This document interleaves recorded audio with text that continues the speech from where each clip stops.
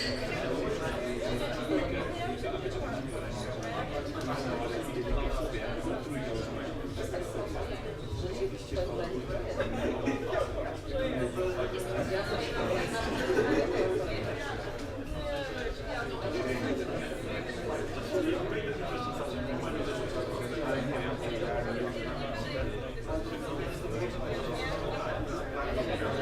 dobra, dobra.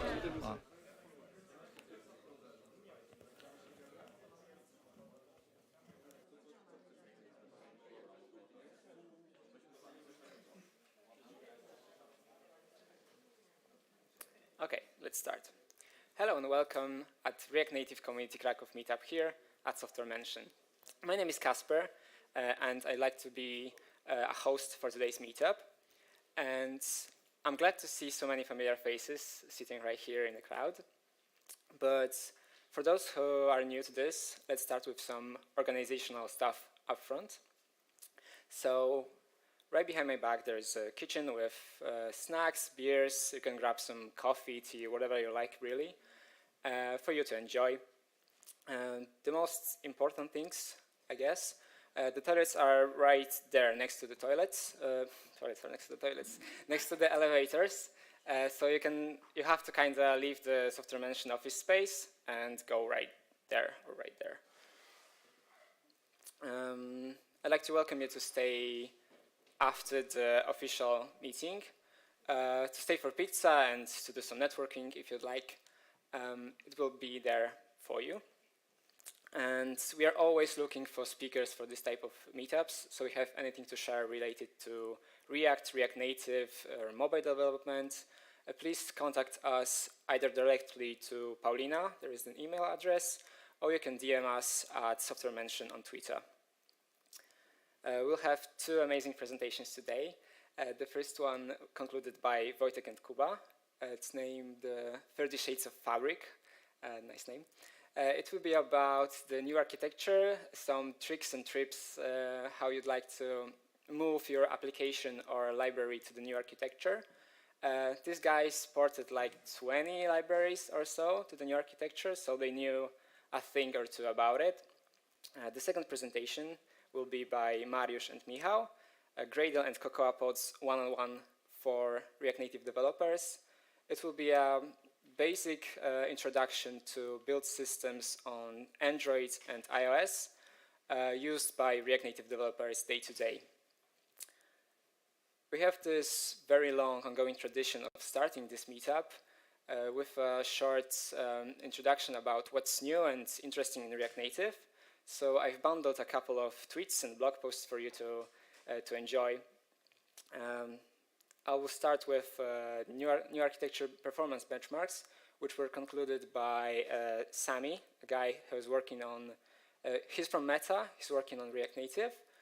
This article goes through how they did the benchmarks, what code they used to try to benchmark the new architecture. And in short, the new architecture is just slightly faster. But the new architecture was never meant to be faster. It was never meant to be about performance. It was about sharing the code between the Android and iOS. Yeah. Next, directly from Software Mention, we've released a new version of Reanimated that comes not only with performance upgrades, but also full rewrite of layout animations. And one feature that's really eye-catchy is shared element transitions, made possible by, I'm looking for you, by Krzysztof, but I can't see him, hi. And the API, it allows you to create two navigation screens that are kind of connected with each other by a tag, which allows you to animate a view or an image between those navigation screens. And the API is very simple. You just add a shared transition tag to on one navigation screen and on the other, and it will automatically animate for you. That's pretty neat and pretty easy to set up with a great effect, as you can see.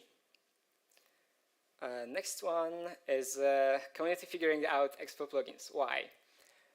Recently on Twitter and on other social media, there is a spike of interest in using Expo plugins for creating widgets and live activity with Expo. Expo plugins aren't new, but there was a change with how EAS build works, which made it possible to easily add widgets to your Expo apps.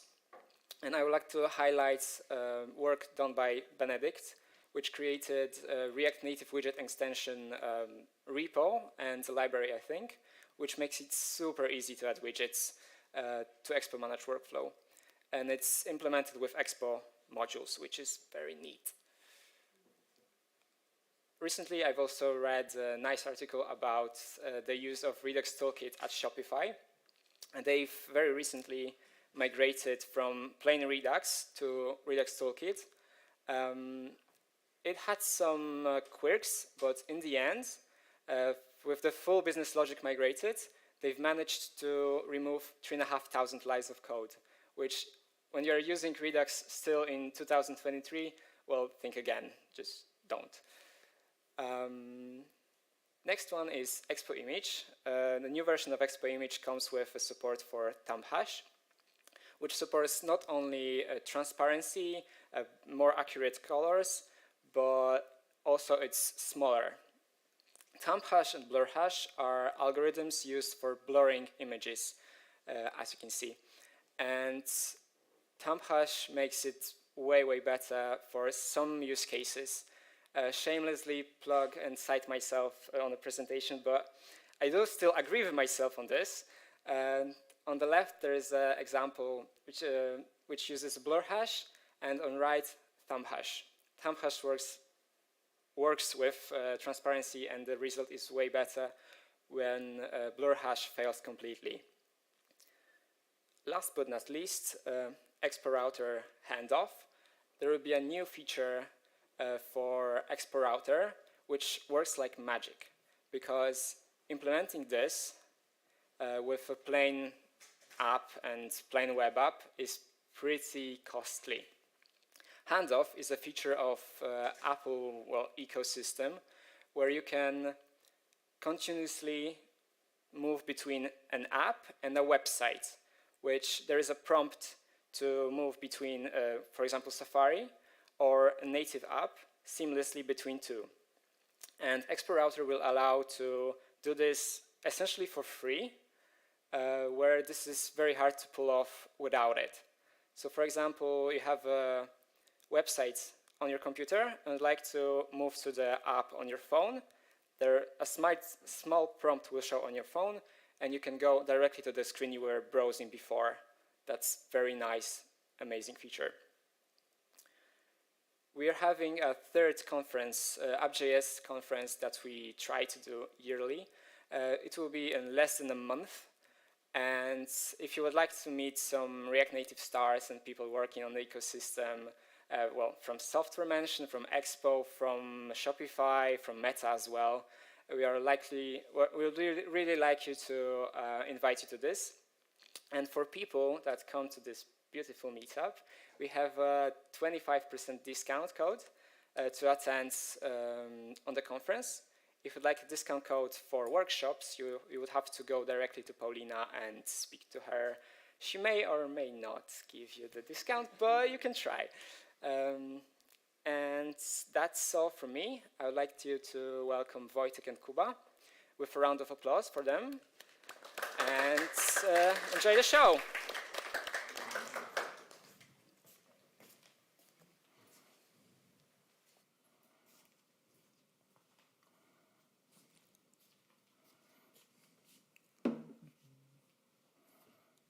One, two, three, okay. Test, okay. Let us prepare everything. Oh.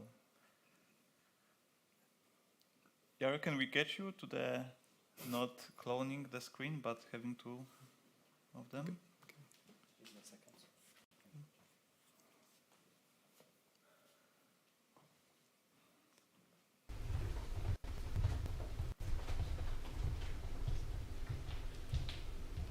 You can go.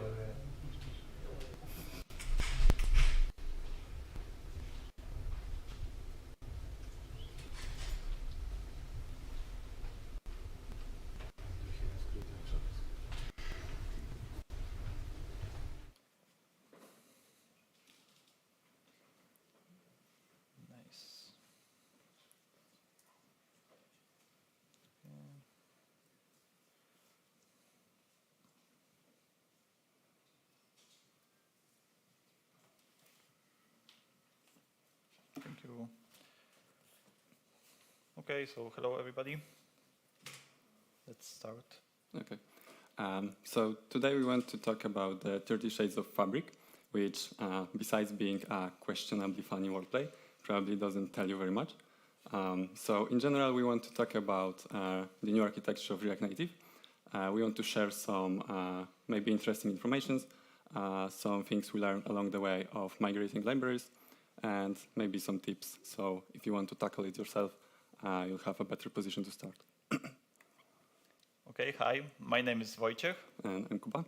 And we are React Native open source contributors here at Software Mention.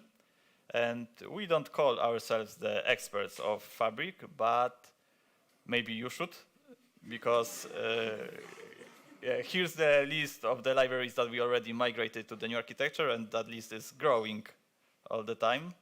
And most of them were for one of our clients, the Expensify. And the goals of this presentation are quite simple. We want you to be more knowledgeable about the new architecture of React Native and to be prepared for the transition when it eventually comes. And maybe you will decide that you want to start using it earlier, so you'll have a better position to do it. And we also want to share some tips on how to use the tools it provides to make your library or application more type-safe. Okay, so we'll begin with the quick overview of what we mean by the new architecture. Sometimes it's called Fabric, but actually it's not the same, because the Fabric is part of the new architecture, is the new renderer, and we'll talk about it more later. And first of all, you might have heard about like 3 years ago where Meta said on Twitter that the new architecture is coming and how much it will be faster and better. But right now, as we see it, it's rather about the new possibilities that come with it, not about the speed itself.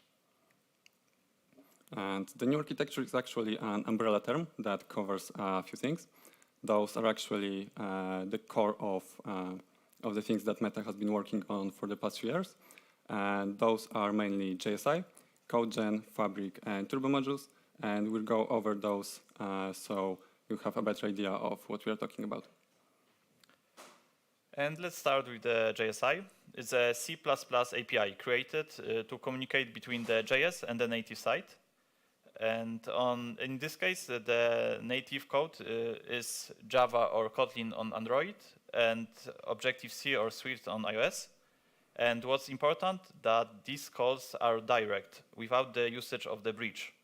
And quick note for those of you who haven't heard about the bridge, it's kind of a way of asynchronous communication where we send the information from the JS side of how the views should look like on the native side or how to call the native methods. And this communication works both ways, so you can send the information from JS side to the native and other way around. And CodeGen is basically a glue that allows everything to stick together. It will generate a lot of boilerplate code that you probably don't want to write yourself, like JSI bindings, view definitions, view commands, and shadow nodes. And it will do everything based on just a simple single file that you need to specify. And the Fabric is the new renderer. And in this context, the renderer means the algorithm responsible for rendering the native views on each platform based on the React Native components that you provided on the JS side. And Fabric uses JSI to send the information around, while the old renderer, Paper, used the bridge for this communication. Yeah, and similarly to Fabric, Turbo modules also use JSI instead of the bridge to communicate with the native side.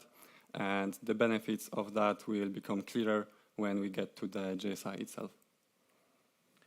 And if you're a library maintainer, you can migrate your modules or native views to the new architecture while still keeping the possibility of using them on the old one. And it's a kind of a good thing because you want your users to still be able to use the new or old architecture with your library. But sometimes it is a bit tricky and you need to do some dirty hacks. Oh, okay. Maybe an interesting fact, but although the new architecture has been out for like a year at this point, the code for it has been present in React Native's code base for quite some time. I think Wojtek mentioned 3 years, Meta started tweeting about it. But it's only been used internally at Meta. And it's also been possible to use it in the RN Tester app that's used to test React Native, as the name suggests. And we don't want to brag or anything, but here at Software Mention, we use the concepts of the new architecture for quite some long time now, starting with the reanimated library, which heavily uses JSI under the hood to synchronously pass the data about the animations. And also React Native Screens, the library some of you might have heard about, because you most probably use it in your application, even if you don't know it. And that was the first third-party library that uses the Fabric-compatible native views there. Okay, and moving on to JSI, the fact that JSI calls are synchronous is one of the main advantages of the new architecture over the old one. And if you want to know why it's such a big deal, you don't have to look very far. Wojtek just mentioned React Native Reanimated, which was the first third-party module to actually utilize JSI. And you can see how it impacted the world of animations in React Native. You can make beautiful and performant animations very easily. And another example is React Native Gesture Handler, which uses JSI indirectly, but it allows you to manage the state of the gestures from the JS. So you can yourself decide when the gesture needs to activate or when it needs to fail without relying on the default implementation. Okay, and the way the JSI works is by injecting C++ functions or objects called host objects to the global scope of the JS runtime. And it makes it possible for them to be used both on the C++ side and as well as the JS side. And on iOS, it's possible to use platform-specific APIs directly through JSI because of Objective-C++, while on Android, it's not that simple. Because all the platform-specific APIs you need to call through Java. So there's one more step to go through, which is JNI. And if you don't know what that is, it stands for Java Native Interface. And you can think of it as basically a JSI, but for Java. So it allows you to call native code from Java and Java from the native code. And in this code, by native code, I mean C, C++, or anything that compiles to machine code. Okay, and one of the good things of the JSI is that the bridge communication is still allowed alongside it. The good example is, one more time, the reanimated library, which has right now like the third version, so it's been here for quite some long time. And it uses JSI, and all of the other modules and native views still use the bridge, so it's possible. And moving on to the second core pillar of the new architecture, we have CodeGen. And as already mentioned, CodeGen will generate a lot of boilerplate code for you. And it will do it based on a single specification file. And that file can be written either in Flow, which is basically only used internally at Meta, or in TypeScript. And it's a good thing that TypeScript is there, because at the beginning, it was only Flow that you were allowed to use. And, you know, it were the dark times. Dark times, yeah. Okay. Unfortunately, not all type specifications are accepted by the CodeGen parser right now. And for example, there's such a thing called dimension value in the core of React Native. And it's a simple prop, which is a union of string and number. And there are many use cases of it, for example, in the view component, where you can pass the width prop, which can be either a number like 200 or a string like 50%, for example. And unfortunately, it's not accepted by the CodeGen right now, so we needed some dirty hacks to work around it. And nice things about CodeGen is the fact that it basically, by existing, removes an entire category of errors, because as long as you adhere to the type definitions you've added in your specification file, it guarantees type safety during the communication between JavaScript and native code. So it greatly reduces the amount of errors in like undefined is not an object, or cannot read properties of undefined, and those are hard to debug. Okay, and now let's jump to the Fabric components or Fabric views. And first, a funny fact, if you enable the new architecture in your app and not all of the components are migrated to the Fabric, for each of them, there will appear a red square with that white text written that this component is not yet Fabric compatible. So as long as you don't have all of the views migrated to the Fabric, the app becomes really unusable at the moment. But as we saw in some code and on some tweets by Meta, in React Native 0.72, it will be probably possible to have the non-Fabric and Fabric views alongside living and working in the new architecture, so that's nice. And in theory, it's possible to migrate an application to Fabric screen by screen, although in practice, that's not that simple, because earlier we mentioned some hacks that are required for a library to support both architectures once. Well, those hacks happen at compile time. So if you want to build your application with the new architecture in mind, you don't really have a choice, and you cannot migrate only part of your app because all the libraries will already compile with the new architecture in mind. Yeah, and with the hacks needed for CodeGen to work, with some more advanced types of props, it is nice that Fabric uses its own method for updating the props on the native side. So it's better compared to the just calling the setters, which was on the old architecture. And it helps with providing the support for both the old and new architecture for those components in your libraries. Yeah, and Fabric comes with many optimizations, one of which is an advanced view flattening algorithm. And something similar has actually existed on Android for quite some time, although it's been much simpler because it was only able to remove native views that were used only for layout purposes. But the new implementation is written in C++, so it's shared between platforms, and it's capable of much more complex optimizations, like some reparenting operations to literally flatten the view hierarchy. And it comes with sometimes unexpected results that we've, for example, encountered during migration of React Native gesture handler, because gesture detector is able to only capture events on a single view and all of its descendants. But view flattening is able to move those descendants out of the view, so gesture detector stops being able to capture events. The good thing is that you can actually disable this method for a single view if you want to. Okay, and when migrating the Expensify app we mentioned before to the new architecture, we spotted that text components were missing some of the key events which were present on the old architecture.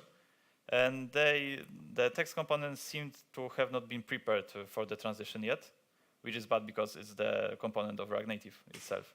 But the good thing is we already submitted some PRs to the core of React Native, and since they were merged, we can call ourselves the core contributors right now, so that's nice. And another optimization that Fabric provides is the ability for Fabric components to be loaded lazily instead of the app startup, like it's happening right now. It greatly improves the application's time to interactive, and the only thing that you have to do to enable it for your library is implementing an additional interface in the package file. Okay, so now let's jump to the turbo modules. And first thing that can be utilized in your application, if you have too many unmigrated native views, is that the fact that turbo modules can be enabled without enabling the Fabric, only by changing a flag in the native code.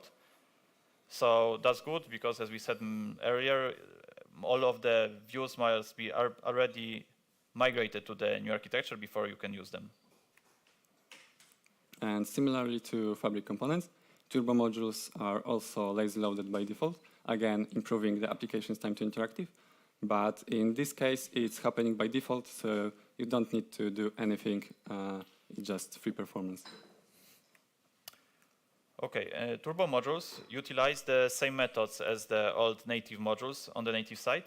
So it's kind of different from how the Fabric works with the props, because as we said, it has its own method for it. So you need to take care of more strictly matching the type definitions in CodeGen to be able to call the same methods on the native side as it was on the old architecture. It's also possible to implement turbo modules in pure C++, which is especially useful if you're making a library that is especially math heavy, like some cryptographic stuff, because it gives you two main benefits. First is you're able to utilize some hardware optimizations like vectorizations much better. And another is you only have to write the thing once because you can compile it for all platforms. Yeah, and now maybe a few words about the future of the new architecture and the framework itself. And as we said at the beginning, the new architecture is a key to the new possibilities. And some of them are implemented by Meta, but not yet open sourced. And one of them is static view configs.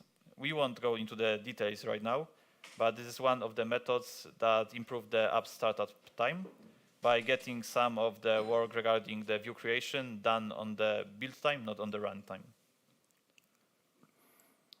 And in the future, React Native will introduce a bridgeless mode, basically removing usage of the bridge on the native side. And on the native side, the bridge is basically a God object that you have to use if you want to do basically anything related to the JS world. And one of the new features shipped with the new architecture are event queues. And they introduce a way to give events different priorities and to decide for them if they should be sent synchronously or asynchronously. And probably the most important thing, because it's actually up to the community, up to us, to embrace the new architecture and push its adoption, because no matter how hard Meta is trying to push it, if the community as at all doesn't embrace it, then it doesn't really matter. So you can try enabling the new architecture in your application right even today. It's just a simple flag for both Android and iOS.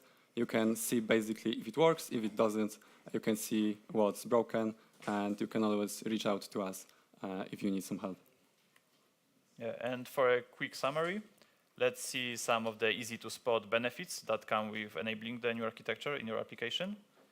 And with the usage of JSI, we can at last achieve the synchronous text inputs, because right now the state doesn't need to be held on the JS and on the native side separately, because we can just keep it on the native side with the C++ and JSI.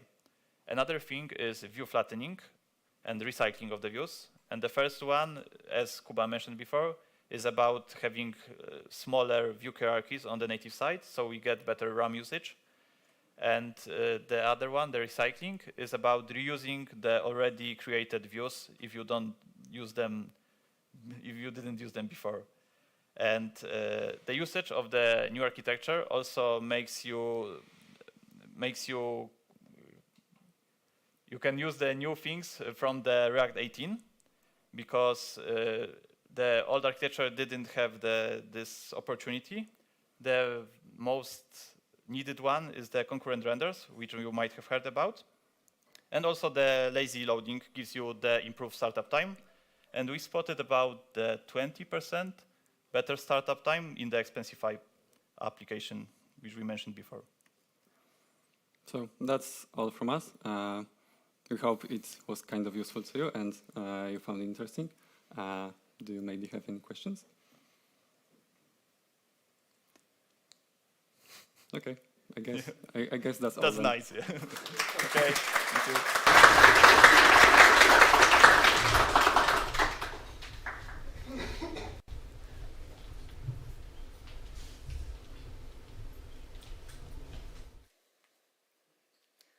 Thanks so much, Wojtek and Kuba, for presentation. We've learned about 30 shades. What about other 20? There are any? Okay. Next presentation will be concluded by Michał and Mariusz. It will be about Gradle and CocoaPods, and that's a short introduction to those two tools. Yeah, that's it from me. Please welcome them with a round of applause.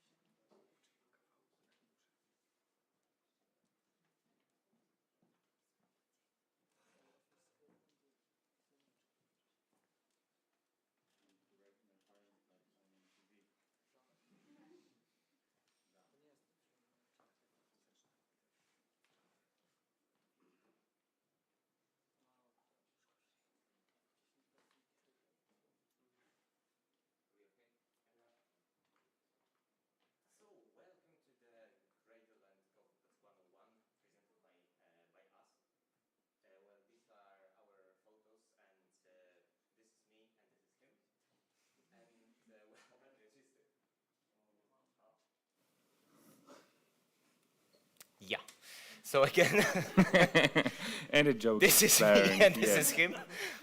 But well, my name is Mariusz, and I'm a React Native developer. I've worked for Software Mention for over 2 years already. And this is Michał. Yeah, I'm also a software developer at Software Mention for 4 years and working on React Native for 5 or 6 years. I can't count that much. Yeah, that's it for the introduction from us. And well, maybe we should present some agenda. So well, that's how it looks like. Basically, we're going to talk about CocoaPods and Gradle in this random order. And we're going to explain what is it, how can we use it, and well, what you can do with it while working on a React Native application.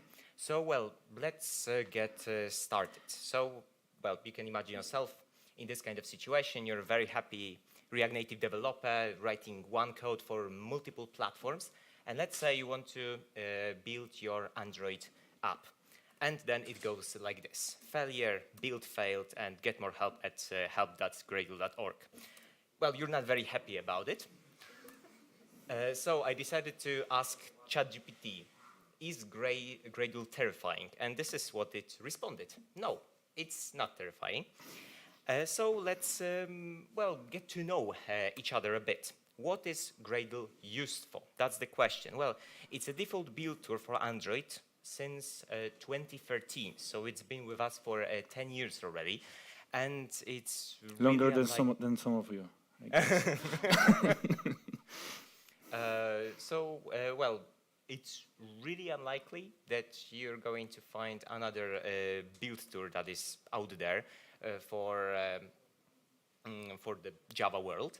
It defines how your project is built, and you can use it also as a dependency management tool, but it's nothing like NPM or Yarn, so it's completely different. Gradle also has well, it has more functions, more responsibilities than Yarn or NPM. And in general, it's just code. So we can use Groovy or Kotlin to manipulate it, to write it. And what is Groovy? Basically, it's a language based on Java, but there are a couple of differences. If you know Java, well, you shouldn't have many problems with understanding it. I pointed out three most important differences between Groovy and Java. So first of all, there is a def keyword instead of type when you declare variables. You can see it on the right side that there is def something. So this is how variables and also functions are declared. Semicolons are optional. Well, not big difference, but still. And the third one is the most important one, I believe, that invoking a method with parameters doesn't require brackets. So that's why Groovy may be a bit confusing, because in the third example, we can see that there are parentheses because this method doesn't need any, doesn't have any arguments. But the last example with the compile SDK version is also a method, but it's called, let's say, in Groovy style, so without any parentheses. But it's important to understand that this is also a method. But let's open the build Gradle. When you want to do that, well, you may get a bit confused because this is what you can find. And well, I'm here also to explain what are those build Gradles for and how we should understand it. So there is one build Gradle that is, we can say, the top level build Gradle. It's called the Android build Gradle, which spreads configuration across all other build Gradles that are connected to modules of the app. One of those modules is the app module, which is actually the React Native application in our case.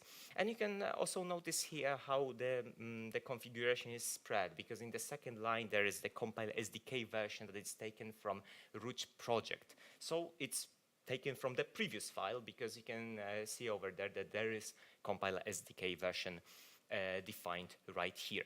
And apart from the app build Gradle, there are other modules which are basically taken from node modules, because when you run the yarn or npm install command, you install dependencies of your project, and some of those dependencies may contain native code. And in case of Android, when there is some native code included, it's going to have build Gradle because it contains, it has a set of instructions how a certain module should be built.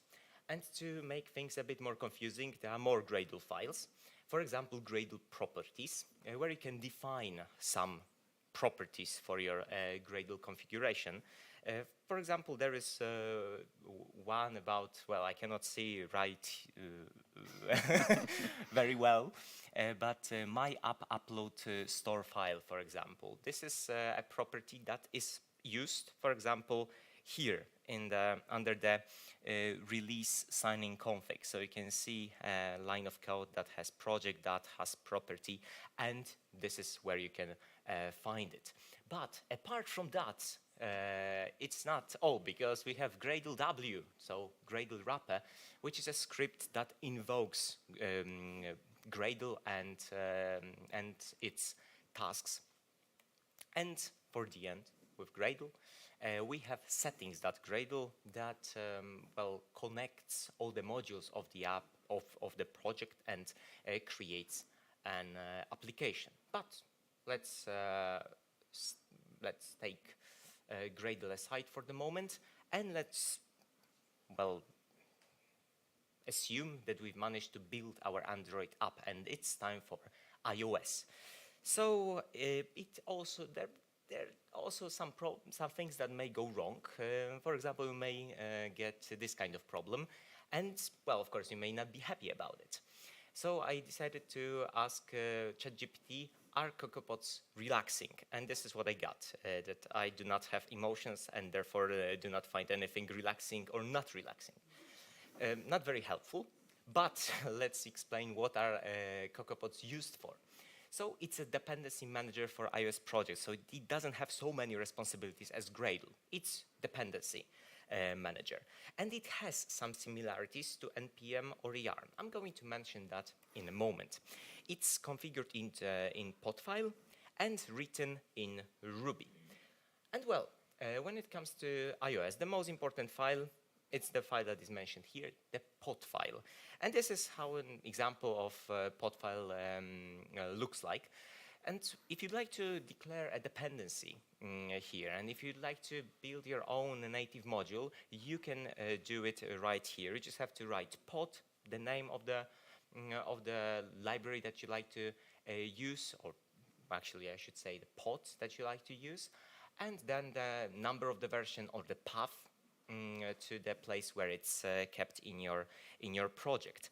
And when you execute the pod install command, it well, uses the pod file to decide which dependencies should be installed. And then, after executing the pod install command, a pod file lock is going to be generated, which is pretty similar to yarn lock, for example, and it's going to contain all the versions of dependencies that should be installed in your project. A slightly confusing thing is that in the iOS and CocoaPods world, there is also another file that is called manifest.log. And in most of the cases, it's going to look exactly the same, but you can see that manifest.log is in gray because it's kept in your on your local machine.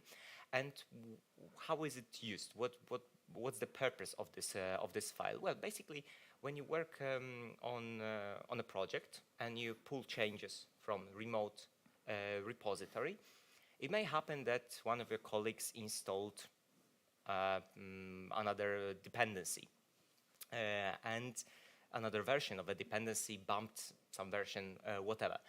And it may turn out that this file, podfile.log, is a bit different from manifest.log. And then you're going to get an error trying to build an iOS app, and it's going to instruct you that you should execute the pod install to fix it. And as the last file I'd like to mention are the pod specs. And pod specs are files that contain the most important information about pods, about libraries. So you can see here the name, version, authors, and so on. And there are going to be quite a lot of them in your project too, because each library is with that contains iOS code probably would have a pod spec, so that's where you can find them, mostly in your Node modules. But right now, I'm going to give voice to to Michał, so he could tell his parents that he's right now the main Hi, star. mom. Hi, mom. Cześć, mamo. So let's go a little bit more into details. We're going to cover basically kind of the same concepts, but maybe from a little different perspective, I hope at least. Probably the jokes are not going to be as good, but maybe content a little bit more valuable. I hope so. Let's see how it goes. So yeah, let's look at this piece of code. If you've ever looked into a build Gradle file, you must have seen that. This is the place where you define dependencies of your module. Basically, most of the time, those are dependencies of your app module. And if you are a library maintainer, this can be build Gradle of your library. And yeah, what we can see here, basically. So there are some parts to it. So basically, these dependencies is actually kind of like a method call that takes a lambda, so to speak, as an argument. Actually, in Groovy, which is used in this example, it's a closure. But you can think of it as a lambda on steroids, which is kind of very powerful concept in Groovy. But we don't really need to go too much into details right now. And inside this lambda, this closure, what happens is actually another function calls. So for example, you can call function called implementation or function called annotation processor, and then pass them an argument of an actual dependency to be included in your project.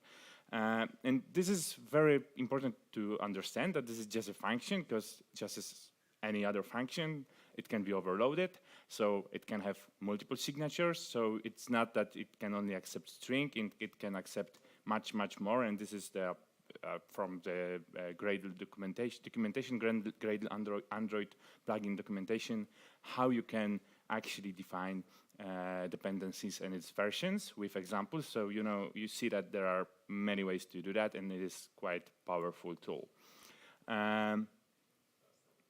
Yeah. What next? On the other hand, very similar thing happens on iOS. This is a pod file, example pod file. So this is taken from some open source repository. So we can see that we define a target. If you know iOS, you know that target is kind of an app within your project. There might be multiple targets. So for example, for your phone, for your watch, and so on and so forth. So we define which target you execute this code upon, and then you call something like another lambda with this do and end. It can be a parenthesis as well. So brackets, actually, not parentheses. And you execute method called pod inside and pass them two arguments. First is dependency name, and second is dependency version. And here as well, since it's a method, it is overloaded, and there are many ways to declare. Actually, not really overloaded, but the second second argument can be in very many various shapes to define which version to download for you. But you might ask yourself right now, if you haven't looked into those files too much, and why should I even care? I am a React Native developer. I write TypeScript or JavaScript code, and this is all that matters for me. But basically, in my opinion, it's good to know, because if it happens for you and you don't understand it, you won't be able to solve problems if they happen. So also you need to know that actually it is used for you, because without those files, without those mechanisms, React Native wouldn't really work. And those are snippets of the codes that you probably have in your project, something like that, or very similar, or actually even maybe the same code exactly. And this is how first two snippets are from pod file, and second two are from grade files, which actually applies React Native related build configuration for you. Yeah, and I guess not understanding that might help. Hopefully it won't, but if it will come in handy, then you will thank us, I hope. And you might think also that maybe with this knowledge I can do something more than I usually did in my projects. And of course you can. Like, for example, I will be talking a little bit about build types now. So in every Android project, there are basically at least 2 build types. They are defined by default, which is debug and release. And you usually know that. Release goes to your clients, debug goes on your emulator or phone during development. And you can, for example, differentiate them even more if you want. And actually, your imagination is the limit here. But this is a very simple example of configuration that we can add some, for example, build config fields to each build type. And then those build config fields are available within your build config.java and can be used across your application, can be shared to a JavaScript site or not, whichever you like, actually. This is a very simple example, but remember that this is code, actually. This is Groovy language, which is kind of similar to Java. It can be written in Kotlin, which I will show you in a minute. So if it's Groovy, if it's Java-like, you can, for example, open some files, do some logic based on them, do some ifs, fors, and stuff, and you can do many things just during your compile time, during your build time. You can create multiple versions of your applications. You can strip some dependencies. Like, again, your imagination is the limit here. Same applies to iOS, of course, in some limited extent, because in iOS, CocoaPods is only for dependency management, pretty much only for dependency management, but it's still written in Ruby, so it's another programming language. So you are a programmer, you can write simple if, so you can check whether, for example, your application is React Native application in this target, because you can have several targets or something like that. You can have multiple applications or share this part of code between multiple applications. So you can make, for example, some logic based on that. This is actually something that I was using in one of my projects, so it came in handy. And yeah, for example, you can configure some targets depending on whether they are part of, whether it's within React Native projects or not. Yeah, but there's one more build tool that we should mention, and it should be probably even in the title of our presentation. I was about to ask ChatGPT about it, but I'm not so sure that we want to listen for him for an hour or so. So yeah, there's another build tool which is called CMake, and it's kind of related to what Wojtek and Kuba were talking about. So whenever you write C code, yeah, what is that? Yeah. How many of you know what CMake is? Okay. Quite like, I would say like 30% or 40%, so not that little. So yeah, so basically this is a tool to configure your project, any kind of project, but in the React Native world, it's mostly used for building native, which by native I mean C and C++ libraries that are added to your Android project.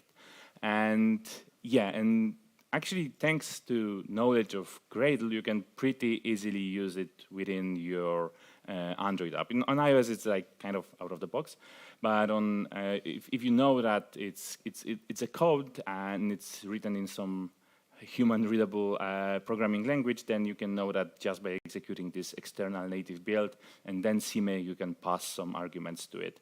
And this is pretty much all you need to know, how to connect it to Android build system. Probably Tomek wouldn't agree. I guess there's much more to know, but that's the basics.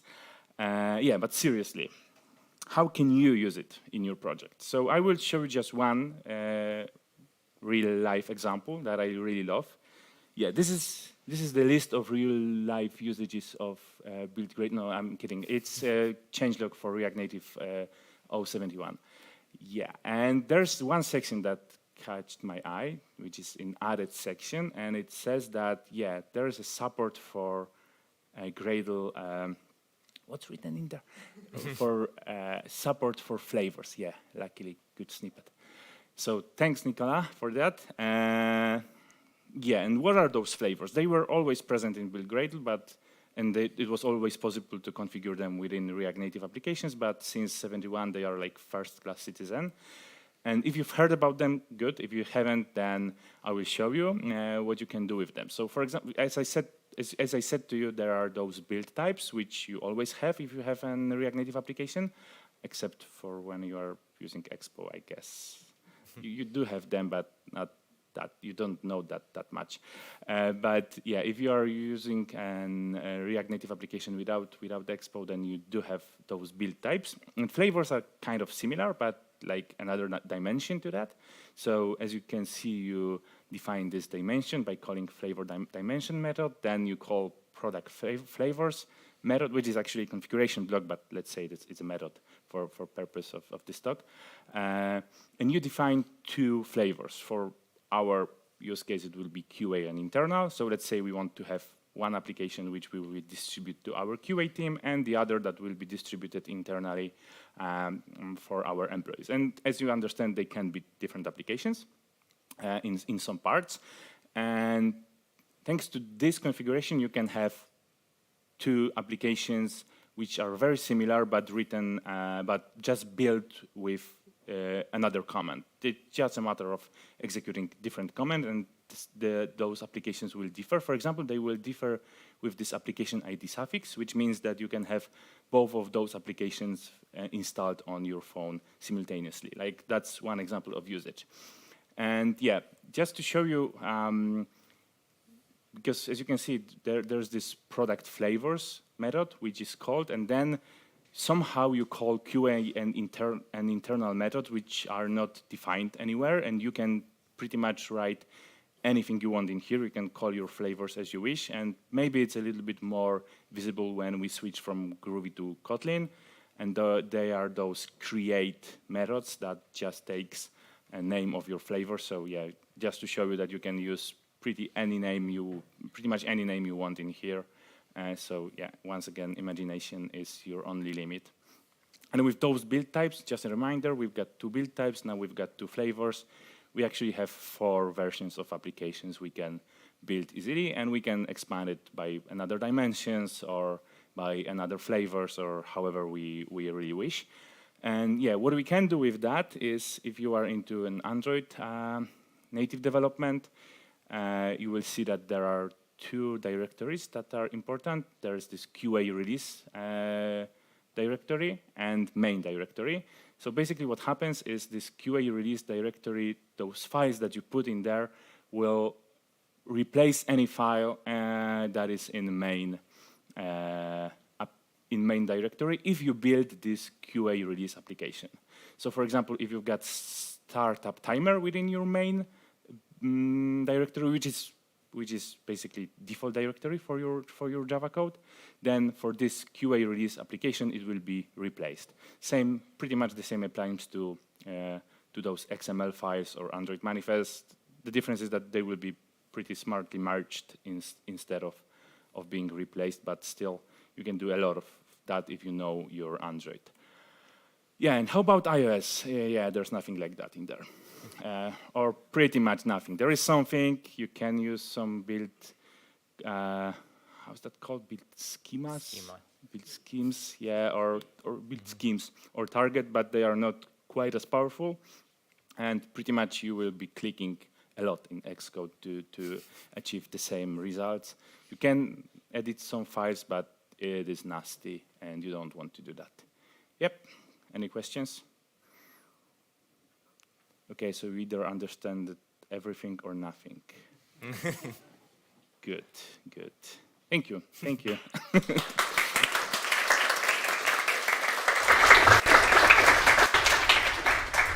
So that concludes the official part of the meetup. There's a very old saying, Polish saying, that you can't leave your guests hungry, but you need to wait just 5 to 10 minutes for the pizza to arrive. So thank you. Go have some fun.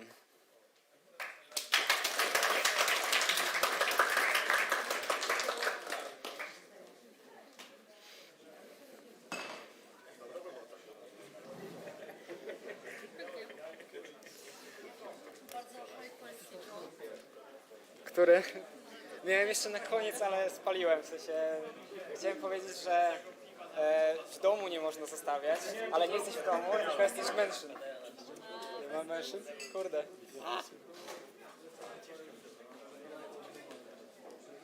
Zmutowałeś mnie.